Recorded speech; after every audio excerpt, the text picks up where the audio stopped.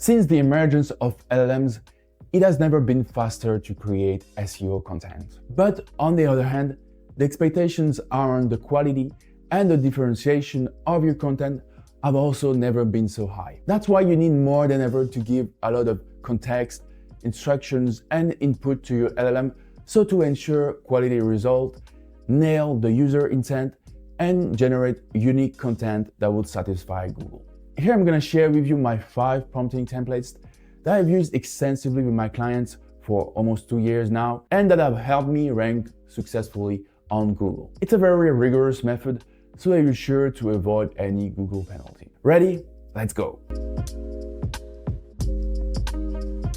Before giving you my prompts, let's talk first about the best AI and tools you can use to create high quality SEO content. From what you can see here on the chatbot arena, with the best LLM you can find on the market right now, you can see that on the text dashboard, it's definitely the most well-known LLMs models that are up there. Like, of course, there's Gemini, there's ChatGPT, there's Grok, there's Claude. So yeah, definitely using the most advanced LLMs will give you the best quality results for your articles and other piece of content. And I actually think there's not like a big difference in terms of quality from one LLM to the other. Although where there's, I think, a bigger difference is in the usage of the web search feature on each LLM. And I think there's some search feature especially that works more than others, especially in Gemini. In ChatGPT, the search feature is good. You can easily remix all the existing information about your specific topic that is already existing on the search engine. So with ChatGPT 4.0 search, with Gemini 2.5 Pro search, of course, it's from Google, so it would be a good search. And also Perplexity is also a good tool if you want to generate SEO content already based on the existing articles. So to make the work already easier, of course, you want to add more than just what is already existing on the subject, but that's already a good big step to create high quality content. There's also a lot of SEO writer tools on the market. I won't dive into those in this video. There's some useful tools I have to say, but I think by using a prompt I'm gonna give you here, you get the most control on your output and also the best quality you can have. Prompting template number 1, setting the SEO writer persona. As you might already know, giving a random prompt to ChatGPT won't get you like the best result. Usually you will just get a generic and not definitely the best output you can get from an LLM. And that's why there's a lot of people that used once an LLM and then just became disappointed of it and they just didn't try again later on. But actually they just had to give it a detailed instruction and more details about what they're expecting, and they would have gotten a way better result at the end. And one way to make your LLM fit your expectation, especially in terms of the quality of your content for SEO, is to make it play a role. Because that's what he likes to do. He likes role playing, and that helps it to figure out what he has to do. And here we're gonna set SEO writer persona. So it's a very actually simple prompt. It will give some instruction to ChatGPT to be a very specific SEO writer. So I'm telling it to be a SEO experienced content writer. And here you can put your brand, writing for your own end audience with some details about the audience. And just, go to create SEO optimized content. You can just copy paste this prompt on this article. You can also save it here with the intellectual lead extension. As you will see, it's quite easy. So when I've saved my prompt, I just go to the extension and then I just copy paste here. So I'm just gonna put this and then we're just gonna apply it and that's it. Prompting template number 2, providing style guideline. You might have also noticed it by yourself, but the generic default output of ChatGPT is not that good and it's not the best quality you can get because it's just a medium average of everything that already exists on your topic and everything that looks like a blog on the web. And so not very engaging or of quality. So what you want to do is to sound not like ChatGPT, of course, but you want to sound like your brand. And so you want to give ChatGPT some guidelines about your style, the tone that you want to convey. And here this prompt is all about this. So as you can see, I'm just telling it explicitly to follow this guidelines closely. Sorry, it's my own instructions, but of course you can customize it based on your own brand and the expectation, your style expectations. For me, it's writing in a full voice, answer the user intent, write concise, short, easy to understand sentences. So yeah, all of this, we'll just use it also on ChatGPT. All right. One other thing to understand here is that ChatGPT won't necessarily understand quite exactly what you want from it. And so it's even better to provide it with a sample or an extract of your style, so it will understand even better what you're asking for it, because it will just imitate the style that you have. So that's why I have another prompt on this section that is all about just giving a writing sample. So I have my own writing sample of the ideal type of blog I want. But of course, you can also find your own sample and give it. So we're just gonna, of course, also do the same here. We're gonna apply it here with the extension. All right. Prompting template number 3, building the outline. As I said before, the output of ChatGPT is just the medium average of what has already been said on the web, on your specific subject. So especially if you have a very expert topic to address, ChatGPT will not necessarily give a lot of interesting, very expert insights on your topic. So to be sure to give the most value to your readers on Google, and also to follow the EAT guidelines, of course, of Google, that is really to give expert knowledge to your user, to really sound trustworthy to them. You have to provide and feed ChatGPT with your own insights, or the insights that you can find that are very specific to your niche. And that's also what this prompt is all about here.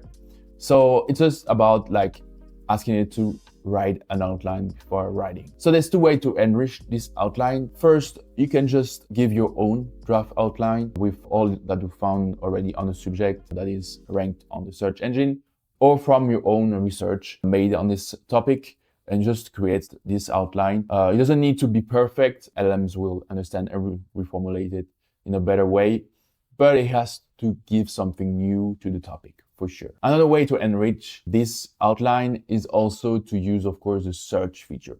And you're gonna see it here, it's quite useful. So we're gonna go to the extensions or the prompt, and then you're gonna have your keyword here, of course. So here we're gonna do an article about the best AI detectors. And here, so I can give my outline first. So based also on the outline I found on the internet. So for example, what makes a good AI detector to Originality AI. So I'm going to give you an example of good AI detectors I found, because yeah, I also use them so I know which one are good, which are not good. I can also add subsections to give more details. So for example, accuracy rate, false positive rate, pricing, reviews, and user experience. And here I can give my own experiment on this, my own personal experience, but also can use then the search feature, and that's where it's really good, especially the latest ChatGPT 4.0 search feature.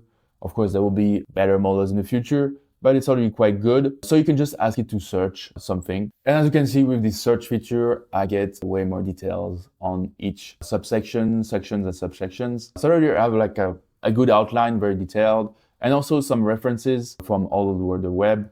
Of course, you can still enrich it with your own tests and experiments, and what you can find, for example, here with the best AI detectors. But it's really a good start already. Prompting template number 4, generating section by section. So here it's simple. It's just time now to write the article, but here section by section. I think it's good to do it section by section, so you can follow closely the output of ChatGPT throughout the generation, and you can review and regenerate in case it doesn't really work out that well. So yeah, we're just gonna use a simple prompt by telling it also, of course, to follow the previous guidelines, to recall them, and also by specifying also the number of words that helps you to control the level of details that you want for each of your sections. We're gonna tell them to write 550 words. And as you can see here, it's already a good guide for the first section. What makes a good AI detector? I think it's good. High accuracy, of course. Low false positive rate. Yeah, that's obvious. That's a good one. Actionable reports. So yeah, is it a yes or is it a no? With like highlighted text segments for sure. Easy to use. Yeah, that's also obvious.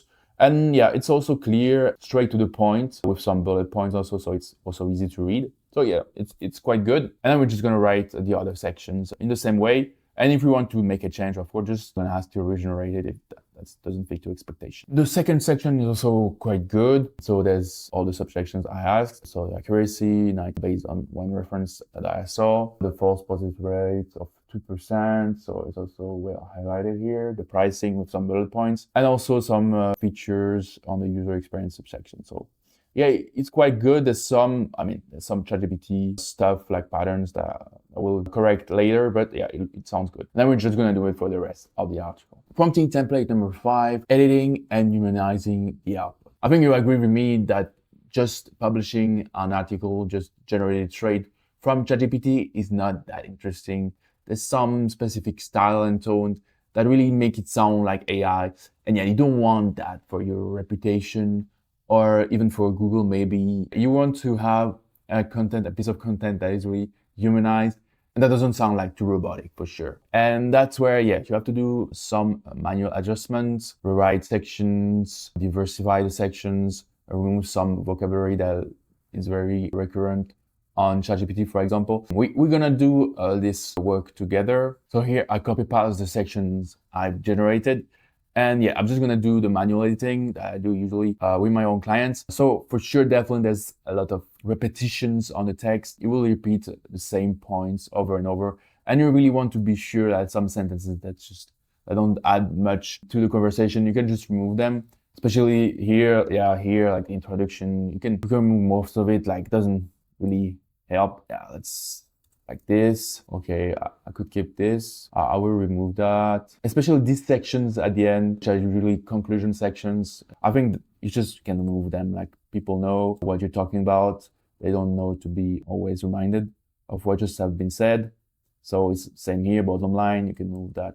Also, here also it's the same in the introduction. Yeah, let's just get straight to the point. And you also want to remove all the quirks and all the ChatGPT-like vocabulary, the words, and especially also the imagery that ChatGPT loves to use. There's not a lot of things like this in this article, but I could find some where there's especially some exaggeration and some adjectives that are just too much, like unprecedented, fast-paced, thing like that, dive in. There's also some formulation like it shouldn't, but instead it should. I mean, you can keep this one, but sometimes it's really like too much. Just do like the idle detector. He's saying it shouldn't be a barrier. Instead, it should be same problem always everywhere. Like also some generalities like transparency matters. Like, oh, of course it matters. Like you can always remove like something like this. I think the ChatGPT-like vocabulary will especially appear in the introduction. You will ask it to write.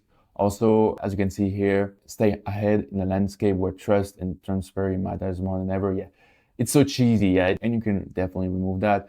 In a world where that's also very ChatGPT-like, it's a business critical one also, like the dive into hands-on evaluation of best options dive into is also now ChatGPT-like. So yeah, you can remove all these specificities to make it cleaner and to really sound more genuine. And now that's it. You got all the 5 prompting methods to get the most quality SEO content from your LLM. I let you try this prompt in your process by yourself, by copy pasting them from the article or by using the intellectual extension. And also I let you customize them to your own brand style or also your niche topic. And otherwise, I hope you found this video useful for you. And if that's the case, of course, don't forget to like the video, to subscribe to the channel, or to leave a comment if you have any question. And otherwise, I'll see you on the next video.